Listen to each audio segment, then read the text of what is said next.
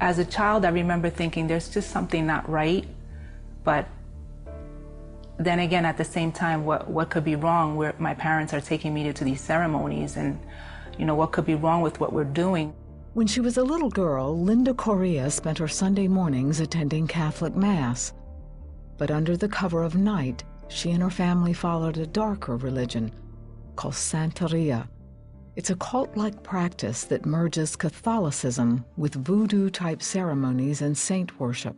My parents took us to these ceremonies, these prayer meetings, these seances. Linda says the rituals were frightening. I saw manifestations. I saw people possessed, people that are not normally bad. They became like these horrible people after the spirits took over their body. Linda and her brothers also feared their godmother and the influence she held over their parents. I would just compare her to like a cult leader, because it seemed like she had some control over my parents that I can't understand. She used to be very verbally abusive to us, and sometimes she got physically abusive, and my parents didn't really do anything about it. When her brother Isaac was a teen, he took a stand against their godmother. During this ceremony, a spirit went into a lady, and she became very flirtatious. She was cursing. She was very sexual. She was almost like a prostitute. And my brother, he questioned, if this is a good religion, if this is a good thing, why is she acting like a prostitute?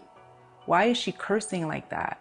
I guess my godmother noticed that he was, questioning Santeria, and what she did was actually turn us against him. Around this same time, Isaac made a new friend. He started going to church with him and reading his Bible. My brother just kept coming home and questioning, what he had learned from the church and the Bible. He kept coming home and he kept saying, what you're doing is wrong. The Bible says you're not supposed to be worshiping idols. We were angry at him because nobody likes to be questioned about their religion. He kind of started opening up our eyes. One night, Isaac came home and smashed all the family statues. I found my mom crying because my brother was like in a fury. He smashed all the idols and my mom was devastated. After the statues were destroyed, Linda felt a shift in her family. It was like a curse was lifted. Little by little, we stopped going. It's ironic how my parents would go to these ceremonies to obtain luck and good fortune, and we had the opposite. We were living in hell. Linda's family broke away from her godmother and from Santeria, but it was a few years before she was truly free. At age 20, Linda was going through a painful divorce. I got married, and it only lasted about 5 months, and I was devastated.